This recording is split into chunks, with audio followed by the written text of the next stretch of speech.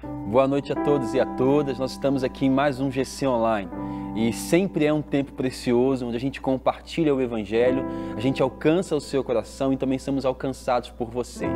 O nosso desejo é que nessa noite você possa ser abraçado e abraçada pelo Senhor e que por meio do texto bíblico você possa ser edificado e edificada. Nos permita orar por você ou com você nessa noite, em nome de Jesus. De onde você estiver, por favor, ore conosco. Pai, nós queremos te exaltar e te bendizer, te honrar nessa noite, Pai.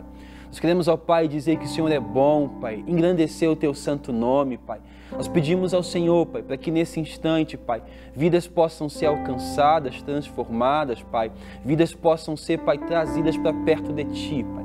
Deus, que se houver alguém participando desse GC, numa cela, Pai, de penitenciária, Pai, se alguém estiver participando desse GC, no leito de hospital, Pai, ou mesmo em um quarto, Pai, nós pedimos ao Senhor, Pai, que por meio do Teu Espírito Santo alcance essas vidas, Pai. O nosso desejo é que seja um tempo precioso, Pai. Nós queremos honrar o Teu nome, te engrandecer, levantar o Teu nome aqui nesta noite, Pai. Alcance cada família, cada líder de GC, cada anfitrião, Pai. Manifesta a Tua bondade, Pai, sobre cada um dos nossos irmãos e irmãs que estão participando conosco, Pai. Dê paz, dê livramentos, Pai, em nome de Jesus. Que enquanto nós estivermos Te adorando, Pai, vidas possam ser transformadas pelo Teu poder. Em nome de Jesus, amém, amém e amém. Raíssa, fique à vontade.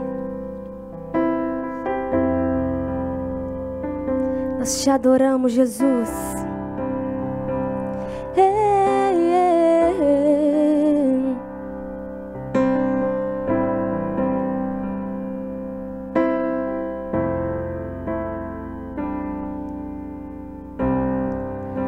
A Ti eu vou clamar, pois tudo vem de Ti e tudo está em Ti. Por Ti vou caminhar, Tu és a direção, o Sol a me guiar. Tudo pode passar, Teu amor jamais me deixará. E sempre há de existir um novo amanhã preparado pra mim.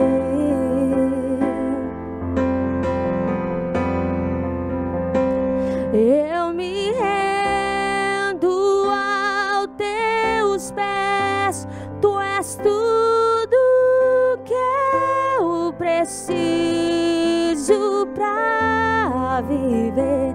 Eu me lanço aos Teus braços, onde encontro meu refúgio.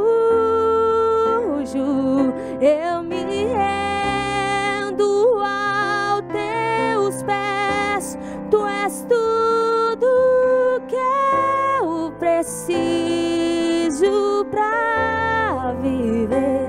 Eu me lanço aos Teus braços, onde encontro meu refúgio. Jesus, oh, eis-me aqui.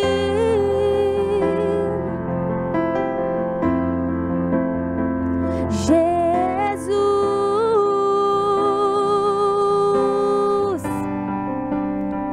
eis-me aqui. Eu me rendo. Eu me rendo aos Teus pés, Tu és tudo que eu preciso pra viver. Eu me lanço aos Teus braços, onde encontro meu refúgio.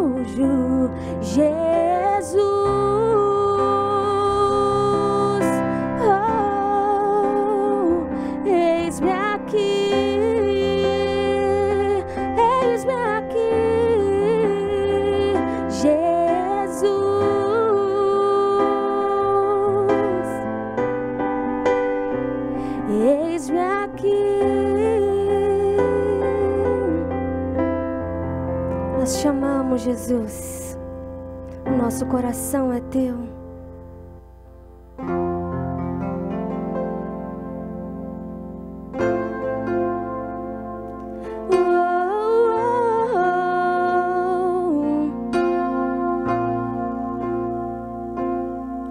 Recebi um novo coração do Pai, coração regenerado, coração transformado, coração que é inspirado por Jesus. Como fruto deste novo coração, eu declaro a paz de Cristo, te abençoo, meu irmão. Preciosa é a nossa comunhão. Somos corpos assim bem ajustados, totalmente ligado, unido, vivendo em amor, uma família sem qualquer falsidade, vivendo a verdade, expressando a glória do Senhor, uma família vivendo um compromisso do grande amor de Cristo. Eu preciso de ti, querido irmão, precioso és para mim, querido irmão. Somos corpos assim bem ajustados, totalmente ligado, unido, vivendo em amor, uma família, vivendo um compromisso do grande amor de Cristo.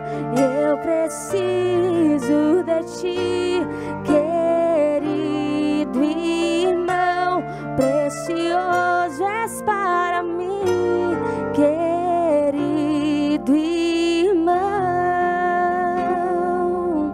Senhor, nós te louvamos, Pai, nós te bendizemos mais uma vez.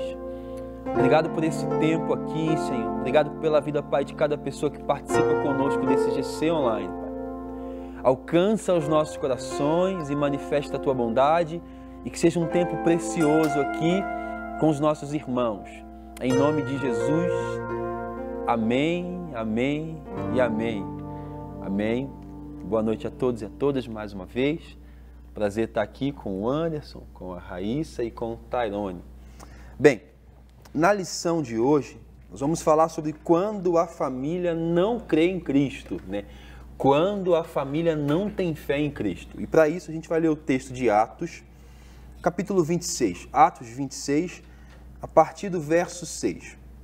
Atos 26, o verso 6 fala assim: agora estou sendo julgado por causa da minha esperança no que Deus prometeu aos nossos antepassados. Esta é a promessa que as nossas 12 tribos esperam que se cumpram, cultuando a Deus com fervor, dia e noite. É por causa desta esperança, ó Rei, que estou sendo acusado pelos judeus, porque os senhores acham impossível que Deus suscite, ou melhor, que Deus ressuscite os mortos, né? O apóstolo Paulo aqui no contexto, ele está sendo julgado pelos seus irmãos, pelos seus conterrâneos, por meio da esperança, ou por causa da esperança que ele tinha na promessa que Deus havia feito. Então, na lição de hoje, o texto que nós usamos aqui, ele pretende dizer para nós como a gente lida, ou como a gente reage, ou como o próprio Evangelho nos convida a agir diante da realidade de que muitos dos nossos familiares não creem ou possam vir não acreditar em Deus, né? O apóstolo Paulo aqui no contexto está sendo julgado por essa esperança, a mesma que havia chamado a Pedro, a mesma que havia chamado os demais homens, né? E que para ele, Paulo, era muito viva, né? Então, apesar de Paulo ter fé em Cristo, os seus irmãos, os seus conterrâneos, eles não tinham essa fé, né? Quero começar perguntando aqui para o Anderson, há algum membro da sua família que ainda não é convertido, que não tem fé? Como você lida com isso? Ou como você compreende que o Evangelho te convida a lidar com essa situação? Então, eu não posso falar que não tem pessoa que não é convertida a Cristo. Tem pessoas que têm visões diferentes no meio cristão. Os meus pais, eles são católicos apostólicos romanos e desde pequeno eu me identifiquei com uma visão mais protestante. E do começo, muitas coisas que diversificam na forma de ver Deus, de ver a religião, enfim, de professar a fé. E o que me fez, e o que eu vi a necessidade de ter, a primeira coisa era o respeito, né? Com o próximo, com o semelhante, somente por ele pensar diferente. Mas no meu caso em específico mesmo, não dificultou, porque nós tínhamos a mesma base de fé, que é a pessoa de Cristo, né? Então isso foi o mais forte. Sempre tinha um ou outro, coisas que diferenciavam, mas sempre tendo esse respeito mútuo um com o outro, e assim deu para ficar um pouco mais sereno o ambiente. Que bom. Raíssa, e você tem na sua, não só no núcleo familiar, mas no meio da sua parentela, dos demais, além de pai e de mãe, você tem parentes que não são cristãos ou não são convertidos, e como é que você lida com isso?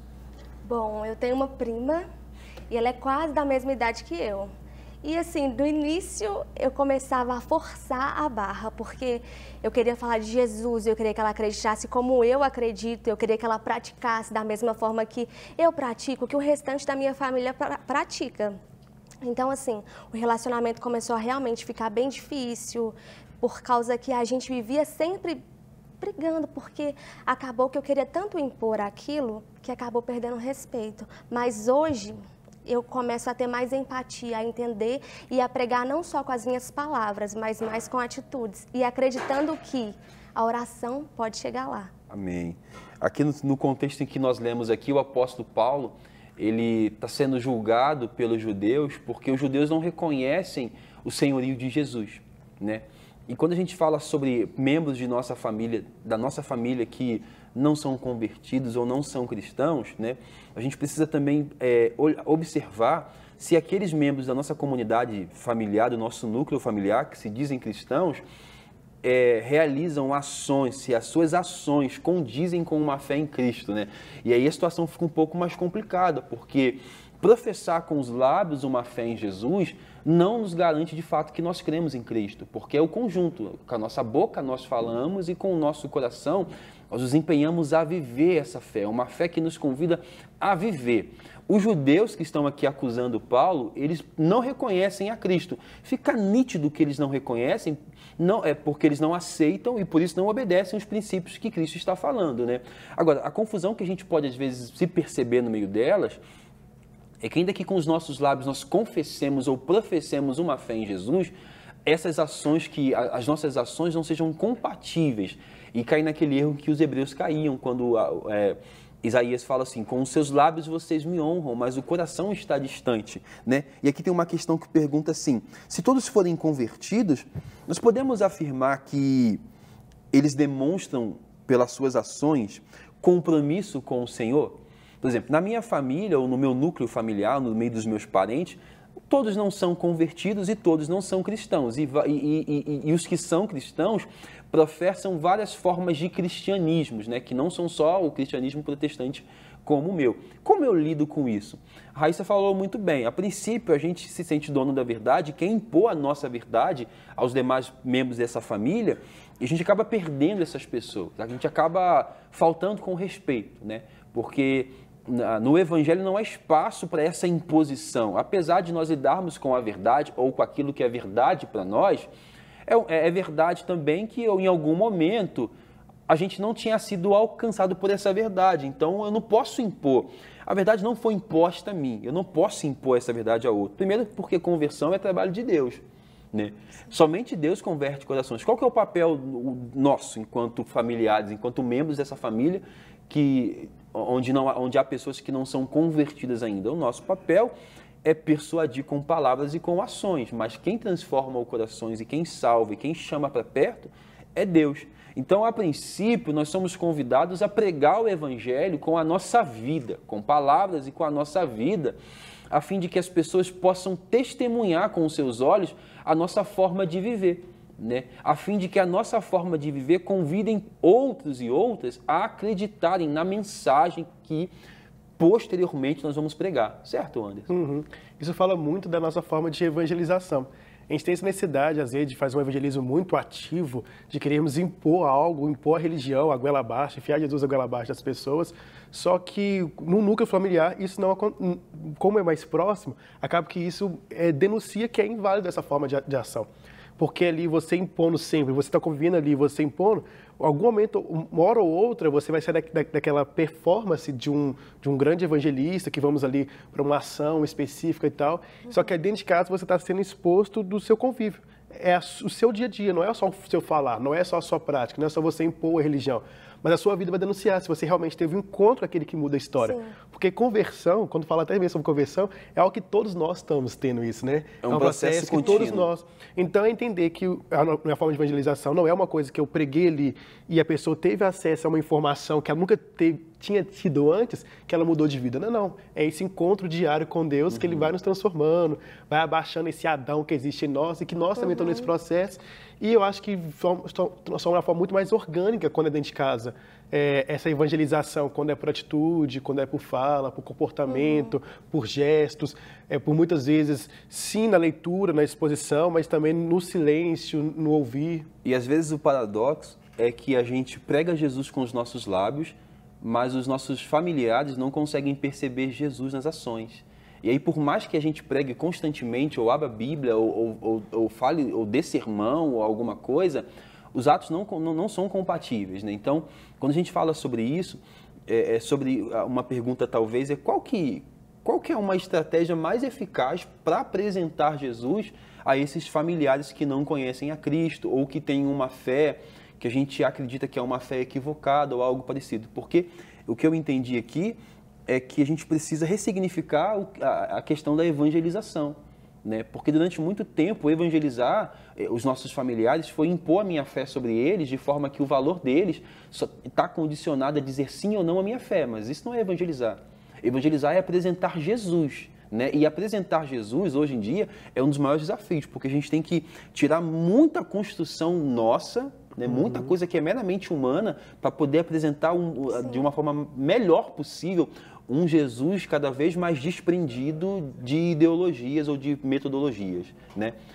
Quando você pensa assim, Raíssa, hoje, qual é a melhor forma de apresentar Jesus para essa sua prima, que talvez não conheça, ou talvez conheça em parte, ou talvez não queira, ou talvez...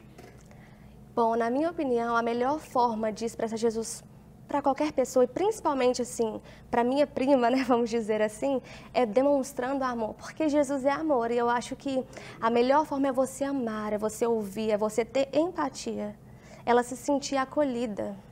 Você, Tairone, tá aí quietinho, fala pra gente, quando você pensa assim, vou apresentar Jesus, não sei se alguém deveria pensar assim, vou apresentar Jesus, eu acho que isso é tão natural da vida cristã, que a forma como a gente vive já apresenta. Quando a gente se propõe a apresentar, talvez intencionalmente, a pergunta que fica eu não estava apresentando antes, não? Né? Mas quando você se propõe, talvez intencionalmente, a demonstrar o amor de Deus para alguém, ou falar de Jesus para alguém, como que você vê que é a melhor forma ou a melhor estratégia para que esse consiga compreender a mensagem e perceber Jesus ali?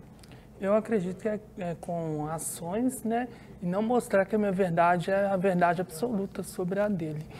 Eu não sou mostrar para ele que algo diferente surgiu em mim, que eu sou algo diferente e que ele venha se inspirar naquela diferença que eu me tornei.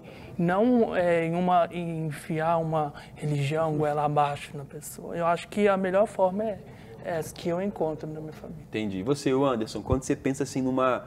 A gente está usando aqui o termo estratégia porque talvez seja o melhor termo, o mais próximo, mas não é o melhor, né? Mas quando você pensa em uma forma de apresentar Jesus, não somente para os seus, para o núcleo familiar, mas também para os parentes, né?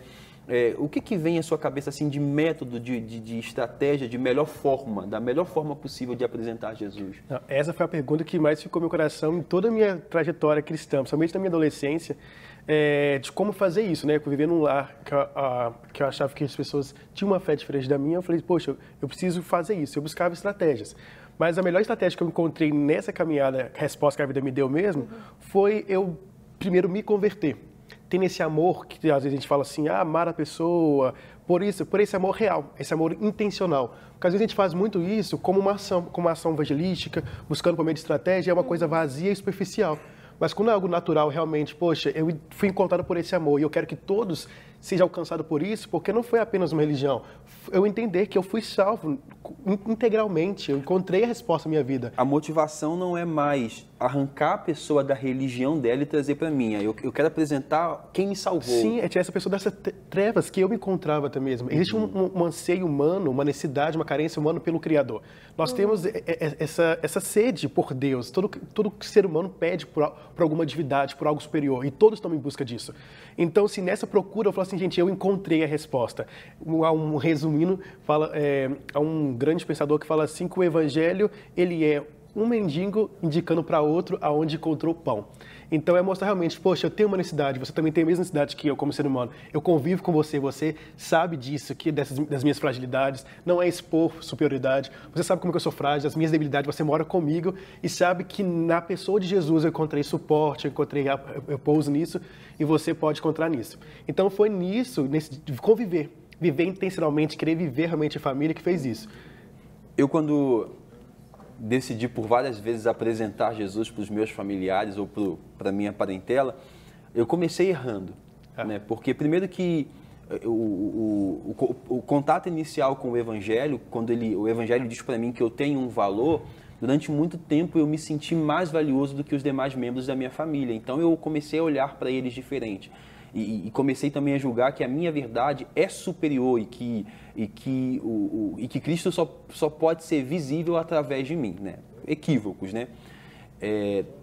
Depois a estratégia ou a forma que eu usei para poder apresentar Jesus para esses familiares foi primeiro me tornar gente, me tornar ser humano, me tornar humano e perceber que eu estou vivendo um processo.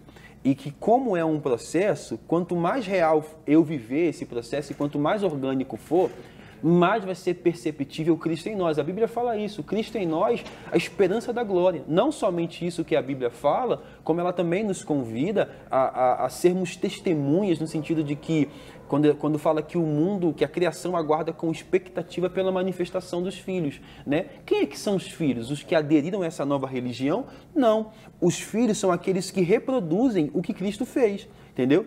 E uma coisa muito interessante é que quando a gente quer aprender como apresentar Jesus para as pessoas, a gente deveria ver como o próprio Cristo se apresentou para as pessoas, né? A melhor forma de falar assim, como eu devo apresentar Jesus para o meu pai, para a minha mãe? Observe como Cristo se apresentava para as pessoas, né?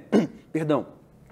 Olha com quem ele falava, olha as pessoas de quem ele se aproximava, olha a forma como ele falava. São inúmeros momentos na palavra em que ao invés de falar do seu lugar de co-criador do universo, de salvador da humanidade, ele se resume a um ser humano e ele se ajoelha, ou ele se assenta, ou ele se agacha, ou ele toca no chão, para poder falar com pessoas. Então, parece às vezes também que muitas pessoas que não acreditam em Cristo, dos nossos familiares, às vezes não acreditam porque, de alguma forma, nós deixamos que a nossa fé se tornasse uma fé um pouco confusa, né? E Cristo, ele se apresenta como uma pessoa simples, né? Como alguém simples, acessível, disposto, disponível, né? Que está ali, que está perto, né? Então, quando alguém da nossa família, ou do nosso núcleo ali familiar, não conhece a Cristo ainda, as nossas intenções de evangelizar não é arrancar de uma religião e trazer para outra, é apresentar alguém que começou um processo maravilhoso em mim, que eu não poderia sozinho, né? Eu me sinto tão grato de ter sido alcançado que eu quero que o meu pai, que a minha mãe, que os meus irmãos, todos sejam alcançados. Eu não quero que eles possam dizer, nós agora somos evangélicos ou somos isso. Não, eu quero que eles possam dizer, nós conhecemos agora aquele que nos amou antes de tudo. Porque evangelizar é muito mais falar do amor de Cristo do que trazer alguém para uma outra fé, né? Ou para uma outra religião. Né? E é nesse ativismo que às vezes a gente se encontra no meio da igreja, onde eu perdi o melhor momento de evangelizar minha família. Igual como você falou sobre começou errado, eu vi que eu errei no meio do processo. Comecei a exercer um trabalho ministerial muito novo, com 14 anos, já estava bem ativo. E com isso, eu achando que agradar a Deus era só estar ali naquele ambiente religioso. E eu viajava bastante, ministrando, ficava o dia inteiro na igreja por conta disso. E por muitas vezes negligenciava o relacionamento familiar, e que era importante. E diante disso, eu falava assim, orava para minha família, eu falava assim, eu realmente estou orando, mas vou fazer a obra de Deus, que Deus que converta, Ele que convence, o trabalho é dele, né? E ficava nisso. Só que chegou um tempo onde que eu via a necessidade, na minha construção como ser humano, de ter relacionamento com a família. E só que eu perdi isso nessa tentativa de tentar agradar a Deus por meio da religião. E eu fui perceber que eu também poderia agradar a Deus muito mais sendo um bom filho e estando em casa e sendo esse exemplo. E com isso, houve uma coisa muito legal. Lá em casa a gente não tinha o costume de fazer festas de aniversário, não tinha o costume de fazer... sentar à mesa e até mesmo Natal, uma coisa muito especial. A gente fazia assim, cada um comia no seu quarto, enfim, e tal. Eu falei assim, não, vou começar a ressignificar isso. E comecei a trazer algumas estratégias como essa, de fraternidade, de que Deus fala sobre família, quer trazer união, sentar à mesa. E comecei a trazer essa cultura. E no trazer essa cultura e tal, eu comecei a ver essa mudança. O olhar dos meus pais sobre mim mudaram, o olhar dos meus irmãos mudaram. Hoje, tipo assim, quando dá beira Natal, os familiares que não iam lá para casa, começou a vir lá para casa. Então, são essas pequenas atitudes que a gente começa a fazer, nada de imposição, mas realmente você vê, poxa, o que Cristo faria? Cristo traz essa unidade, essa unificação. E é engraçado porque em muitos momentos, por exemplo, no meu processo de conversão no inicial, quando eu ouvia algumas pregações com base no Salmo 1, sobre não se assentar com os escarnecedores, aquelas pregações me faziam entender que os meus familiares que não criam em Jesus ainda eram escarnecedores.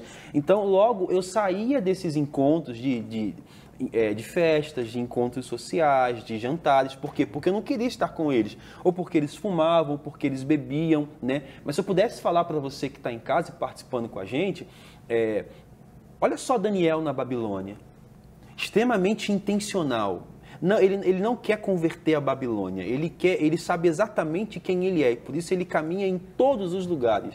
Entendeu? Então, assim, durante muito tempo eu me ausentei do convívio familiar. E por isso, como apresentar um Cristo que me distancia da minha família? Né? Como que eu demonstro amor por alguém que eu estou distante? Né? Durante muito tempo eu ouvi, assim, muitas das minhas irmãs, elas falavam assim comigo, depois que você entrou para a igreja, você se distanciou muito. Isso ela tá chamando a minha atenção. Olha, o seu Cristo não está acessível a mim. Por quê? Porque você está longe de mim, porque você está distante, né?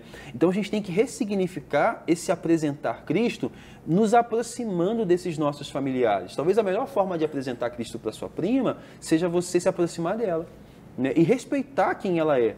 Entendeu? E entender o tempo do próprio Cristo, que é quem chama. Ele fala assim, todo quanto o Pai me deu, esses são meus e eles virão a mim. Então, quando Cristo chamar a sua prima, né, que ela tenha tido o privilégio de perceber por meio da sua vida respeito, o respeito dele, o amor dele e a proximidade dele com ela, né? Sim, inclusive, nesse início, no começo, eu falei assim, eu vou mudar a minha estratégia, a gente está falando sobre estratégia, eu vou me aproximar mais dela. E teve um dia que eu chamei ela para ir na minha casa, a gente sentou e começou a conversar. Aí a primeira coisa que eu fiz, ela já sentou, eu dei um abraço nela. E nisso ela começou a chorar, dizendo assim que ela se sente, assim, ela já começou a se abrir para mim, dizendo que se sente incapaz, que diante de todas as coisas que ela vê, ela acha que ela não vai conseguir alcançar tudo isso, é bem inacessível para ela, e ela não se sentia amada. Então, assim, foi com o primeiro abraço, eu mostrar para ela todo esse amor, eu me colocar no nível dela. Foi assim que eu conseguia ganhar ela. Uma das formas muito legais, estava ouvindo vocês falarem sobre essa demonstração de amor, e eu ouvi uma vez um palestrante falar sobre isso, né? Que a intercessão nos arranca do egoísmo. E uma das demonstrações de amor que nem os meus parentes que não têm Cristo ainda, como os de vocês e os de vocês que estão em casa, uma das demonstrações de amor que nenhum dos nossos parentes que não têm Cristo podem negar ou negligenciar é a intercessão. Então, quer demonstrar amor também? Olhe por essa pessoa, sabe? Porque Às vezes eu quero falar de Cristo para alguém, mas eu sequer coloquei essa pessoa diante de Cristo em oração. Eu sequer falei assim, cara, deixa eu me aproximar de Deus aqui e interceder por essa vida. Por quê? Para que antes de eu chegar com as minhas palavras e gestos, o Espírito de Deus, na sua graça, já esteja começando um trabalho que antecede, né? Porque uma outra coisa também, durante muito tempo, eu fiquei um pouco aprisionado, eu sei que talvez vocês também, você que está em casa, ficou um pouco aprisionado a essa questão do ganhar almas, né? A gente começou a fazer o que era preciso para poder ganhar almas. A todo custo, a gente queria ganhar almas, mas não é assim. Não é assim. Uma alma é ganha quando Deus começa um processo genuíno no interior dessa pessoa, né? Claro que esse processo tem o seu início em Deus e a gente é coparticipante por meio da pregação do Evangelho, por meio das nossas ações e gestos, né? É claro, né? Mas às vezes a gente perdeu um pouco essa qualidade de entender que às vezes eu não preciso ganhar minha família toda em um dia só. Eu posso me assentar com a minha prima e ficar investindo nela. E daqui a um ano, talvez vamos ser eu e a minha prima falando do amor de Deus para um tio. E depois, daqui a um ano, eu, a minha prima e um tio, né? Então, essa questão do fazer, do só ver valor no todo, né? Faz com que a gente menospreze essa intencionalidade de em um por um falar do amor de Deus um por um. E também só ver valor na grande massa, né?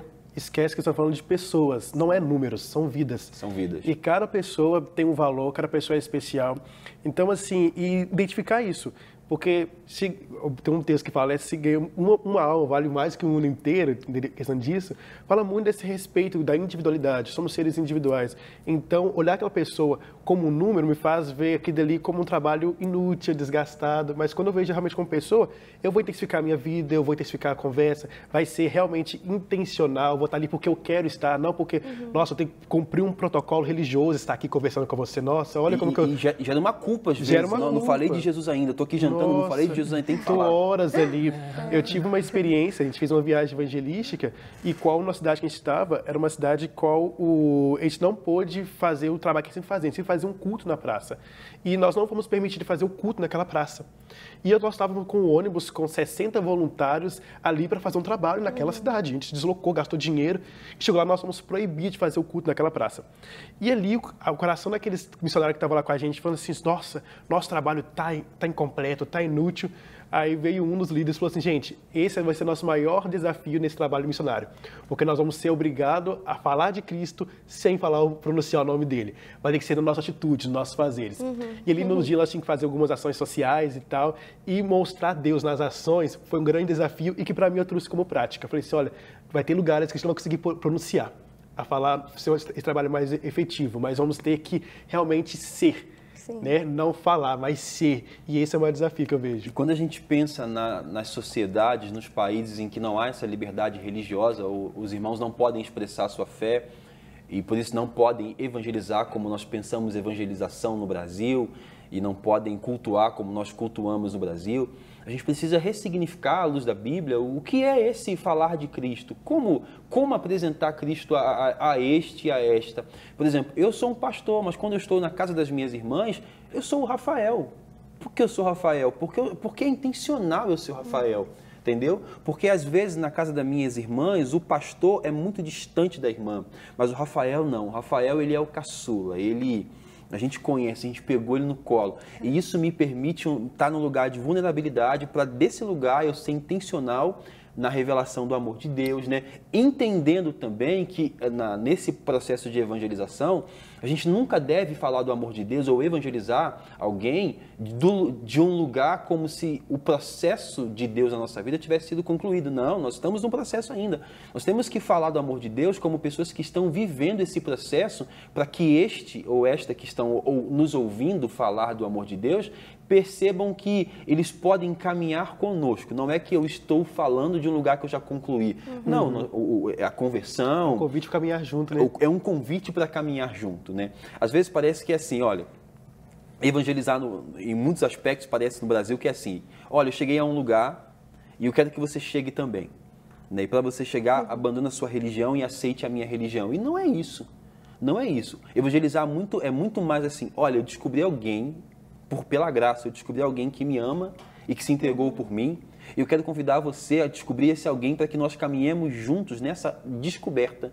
O profeta Oséias, ele nos convida a conhecer a Cristo, ou conhecer a Deus e prosseguir em conhecer. Não há todos nós estamos também, olha, ouça bem, todos nós estamos ainda num processo de evangelização. Porque se evangelizar e apresentar Cristo, ele é uma fonte inesgotável. Existe sempre mais de Cristo para que nós conheçamos. Inclusive, o Rafael de hoje, de 2020, não é o Rafael de 2007, não é o de 2010. Então, a gente está sempre mudando também, e Cristo é tão notório que é um processo, que Cristo, ao longo desses anos, o Anderson, ele já arrancou várias escamas da religiosidade e de construções que são meramente humanas de nós, para que nós o percebêssemos ainda de forma mais real, para que ao apresentar Cristo aos nossos familiares que não o conhecem ainda, nós o apresentássemos de forma ainda mais viva, muito menos desprendida de uma religiosidade. Um dos maiores trabalhos que foram feitos em mim foi mostrar realmente que a minha humanidade, que eu sou gente. E quando eu descobri isso, me tornou muito mais fácil a forma de evangelização. Porque falar com alguém de um posto de superioridade a um posto elevado, ninguém começa um discurso assim. E ninguém ouve o discurso quando alguém já chega no lugar de superioridade. Então, entender que eu não sou diferente daquela pessoa, não sou melhor do que ela. Eu estou na mesma condição, a condição de perdido, que foi encontrado, não que eu encontrei, eu fui encontrado no meu estado perdido, é acreditar também que Deus pode encontrar aquela pessoa. Ela é velha em oração, ser acessível a ela. Uma das coisas que você falou que me fez muito lembrar é sobre ser uma pessoa acessível. As pessoas têm acessibilidade de poder vir até mim. Porque quando a gente está nesse lugar de superioridade, as pessoas não vêm. Fica assim, nossa, o pastor, nossa, o evangelista, vai ver o meu pecado. Eu lembro que eu, no ensino médio, eu era uma escola perto da minha igreja, uma igreja que eu ministrava todos os domingos, quase todo dia eu estava ministrando, e os jovens de lá me viam ministrando na igreja e depois me viam no ensino médio com eles. Eu lembro que eu ficava sozinho no intervalo, porque ninguém queria estar perto do cara que estava ali pregando, porque vai revelar meu pecado, ou parecia ser superior. E às vezes eu me senti também superior, mas nessa desconstrução que Deus está fazendo em nós, a gente entende que quanto mais humano nós somos, mais fácil é de levar o evangelho, mais você entende que Deus fez com você vai entender o processo de cada um. Fundamental para que ao apresentar, ou na tentativa de apresentar Cristo aos seus familiares que não conhecem ainda, você faça como... Uma forma maravilhosa que eu acabei de pensar aqui é João Batista apresentando Jesus. É o primo de Jesus apresentando ele. As pessoas se aproximam de João Batista e falam assim, você é a luz? Ele, não, eu não sou a luz. Né? Eis ali, ó, o Cordeiro de Deus que tira o pecado do mundo. Eu não sou digno de desatar as sandálias dele. E ele fala mais, João Batista fala assim, importa que ele cresça e eu diminua. Quando a gente for apresentar Jesus, a gente precisa permitir que ele cresça. E que a gente, nessa apresentação, a gente diminua. Por quê? Porque qualquer altivez de coração, qualquer soberba da nossa parte para apresentar Jesus, a gente perde o ouvinte. Se a gente não se compadece dessa pessoa, não respeita, né? A pessoa não vai querer nos ouvir. Não fala assim, não vou ouvir. Você começou errado. O apóstolo Paulo, ele está aqui evangelizando ou tentando apresentar o seu Cristo, aquele que é a sua esperança, para os seus conterrâneos que não quer ouvir. Só que ele não desiste. Agora, uma das verdades pela qual o apóstolo Paulo obteve êxito no seu ministério é que tão profundo quanto o seu teor da pregação teológico é a forma como ele vive. A gente percebe nas várias cartas de Paulo, ele iniciando assim, eu, Paulo, escravo, eu, Paulo, servo, eu, Paulo, ministro de Deus. Assim, ele não é superior aos seus ouvintes, né? Cristo, quando vai falar no Sermão do Monte, quando ele vai apresentar as verdades do reino de Deus no Sermão do Monte, ele não fala de pé, de uma altivez, ele fala de um lugar abaixo, ele se nivela com os seus ouvintes para poder falar do seu reino. Né? Se Cristo, para poder falar do seu reino, se torna gente humano como nós, o que nos faz pensar que para falar do reino de Deus e do Cristo de Deus, nós vamos conseguir falar sendo superior aos demais? Né? Não tem como. Não há a menor possibilidade. Né? O nosso desejo, o desejo de Cristo é que nós sejamos cristãos que refletem esse Cristo, refletir Jesus. Né? Que a nossa vida seja um reflexo da mensagem que vamos pregar, do Cristo que foi crucificado. Às vezes é aí que está o problema, nós não refletimos Cristo, né? Aqui na lição fala assim, não fique repreendendo aqueles que não conhecem a Jesus. Lembre-se, você não é o Espírito Santo de ninguém, apenas leve o testemunho, né? Às vezes a gente quer quase que converter a pessoa. A gente quer fazer toda a obra, A gente quer fazer toda a obra, a gente quer que chamar a pessoa, pregar para ela, falar muda agora e não sei o quê. Não vai. A pessoa já fica pronta. Já fica pronto, não vai. Mas nem nós estamos prontos, né? Nem nós. Aí a gente cobra das pessoas uma perfeição que nem nós não estamos. Então esse é verdadeiro, né? A melhor coisa é a gente primeiro então entender que existe um processo acontecendo com a gente. Perceber o que é genuíno nesse processo, o que é real, né?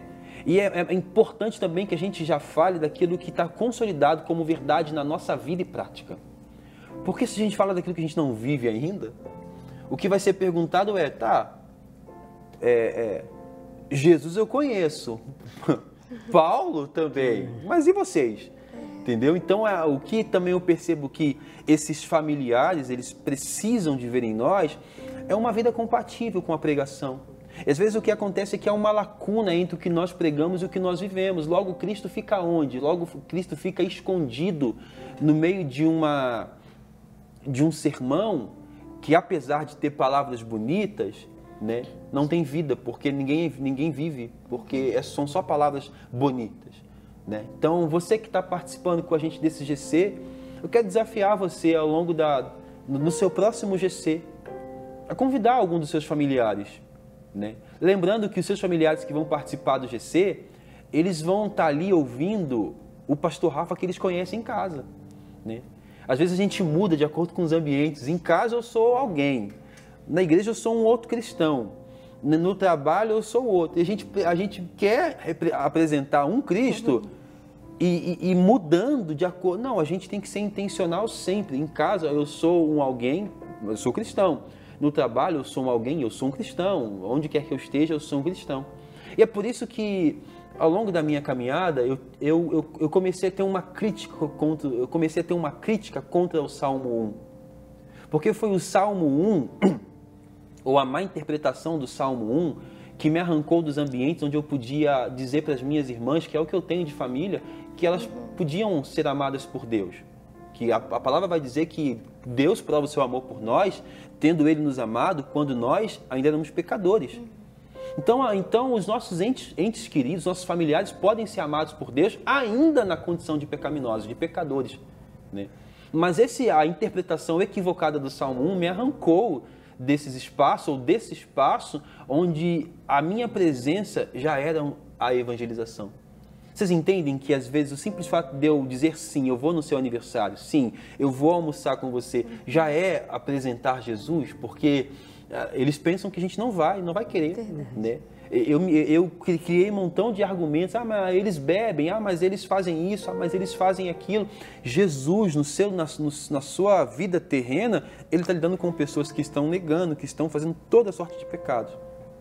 E nem por isso Ele abre mão dessas pessoas.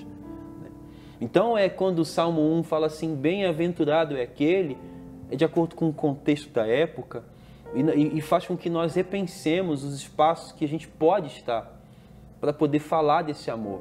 Às vezes não é falar com palavras, é estar ali, e o fato de estar ali, nós sermos intencionais e nos movermos em amor, né? Não abdique de jantares e almoços e reuniões e festas com a família. Alguém me perguntou assim, pastor, mas os meus parentes bebem. Vá assim mesmo, vai, fale do amor de Deus, vá lá e seja um contraponto, seja como Daniel, vá lá e seja como Cristo. Né? Seja como Cristo, né? Na verdade, Mateus capítulo 5, ele fala assim, vós sois sal da terra e luz do mundo. A gente precisa estar nesses ambientes de pessoas que não creem, né? Só que é tentador, fala a verdade, é tentador a gente ficar em ambientes em que todo mundo pensa igual, sim, todo mundo crê, né? Só que a gente não percebe que às vezes estar em ambientes onde todo mundo pensa igual e crê igual, é estar num ambiente onde ninguém que pensa diferente tem a chance de entrar. Então, quando eu saio desses ambientes onde todo mundo pensa igual e crê igual, eu abro uma porta para que aquele que não foi alcançado e alcançada por Cristo tenha acesso à fé que eu tenho hoje, a fé que já me alcançou. E aí, Anderson, finalizando. Então, diante de tudo isso, é esse convite realmente, né, de estarmos, de sermos intencionais, de conviver realmente com esse fim de não apenas de pregar, de evangelizar de uma forma ativa, violenta ou enfim, mas realmente de sermos Cristo onde nos colocou. Estar nesse ambiente, conviver, é algo que proporcionar ao outro também essa possibilidade de enxergar a Cristo. Talvez ele nunca vai poder ir na sua igreja, ele nunca vai no seu culto, mas ele tem você perto. Então eu tenho uma tia que ela tem, tia-avó, né, ela vai fazer 90 anos, e ela não vai nos cultos, não vai nas igrejas, mas todo aniversário ela fala com minha mãe assim, eu quero que vocês venham aqui em casa, mas traga o Dudu, que ele vai orar por mim. Então, assim, eu tô ali e ela fala assim, ele vai vir, papai, ele tem bebida, tem tudo isso aqui, mas eu vou deixar separado, na mesa dele não vai ter, senão não precisa fazer nenhum esforço, eu quero estar lá. E eu estando lá, tipo assim, aquele momento de oração, eles param tudo para ouvir. Ouve meus tios, ouvem, todo mundo ouve, e é o momento que eu falo assim, obrigado, Senhor, por poder ser luz aqui. Sim. Onde eu vou ser luz? Como pode alguém ser luz se está escondido, né? Então temos que estar em todos os lugares mesmo. Para a gente poder finalizar, me veio aqui à cabeça um texto. O apóstolo Paulo, durante vários momentos, ele deseja ir a alguns lugares pregar o evangelho e ele é impedido pelo Espírito Santo. Ele deseja ir à Espanha, ele deseja ir a Roma e ele é impedido pelo próprio Deus, né? Isso já nos ensina que é o próprio Deus quem abre essas portas para que a gente possa falar do seu amor. É bom a gente perceber Deus trabalhando nos bastidores, né? Para que a gente consiga estar atento a isso e cumprir com o nosso chamado, né? E é muito mais leve perceber Deus nos dando oportunidades do que a gente ficar tentando cavar oportunidades, né? Então eu quero orar por você que está aqui, que está em casa, quero pedir para que o Senhor nos ensine, não somente coloque as palavras corretas nos nossos lábios, como também nos permita viver de acordo com a sua vontade, porque Cristo em nós é a esperança da glória. Cristo em nós é o que nos torna capacitados de apresentar o seu amor aos demais, né? Eu quero orar por você, por nós, em nome de Jesus. Pai, nós queremos te louvar nessa noite, Pai, neste dia, Pai. Queremos honrar o Teu nome, primeiro porque fomos alcançados. Estamos num processo maravilhoso chamado conversão. A salvação está se desenvolvendo em nós, Pai. Nós já fomos iluminados. Obrigado por essa luz que brilhou sobre nós, Pai. Mas nós também queremos colocar diante do Senhor os nossos familiares, ó Pai. A luz não brilhou sobre muitos deles ainda, Pai. Eles não foram alcançados ainda. Nós pedimos ao Senhor, cria oportunidades, Deus. Pode ser almoço, pode ser jantares, pode ser festas, o que for. Cria, Pai, oportunidade para que nós falemos e mostremos o Teu amor, Pai. Nos capacite, Pai, a pregar um evangelho, Pai, que tem amor e tem respeito. Nos capacite, Pai, a viver à altura do evangelho que pregamos, Pai, de forma, Pai, que a forma como nós vivemos não traga vergonha ao evangelho, Pai. Deus, como o Anderson disse, Pai, como o Dudu disse, Pai, muitos dos nossos familiares não vão poder participar de um GC com a gente. Que nós sejamos, então, a representação do Cristo desse GC nas nossas casas. Que nós sejamos, então, essa luz que vai brilhar para as nossas primas e primos. Que nós sejamos, então, essa esperança que vai alcançar estes e estas. Em nome de Jesus. Que Deus abençoe vocês e que Deus te capacite a falar e a viver no amor dele. Em nome de Jesus. Somos corpos assim bem ajustados, totalmente ligados, unidos, vivendo em amor, uma família, sem qualquer falsidade, vivendo a verdade, expressando a glória do Senhor, uma família, vivendo um compromisso do grande amor de Cristo. Eu preciso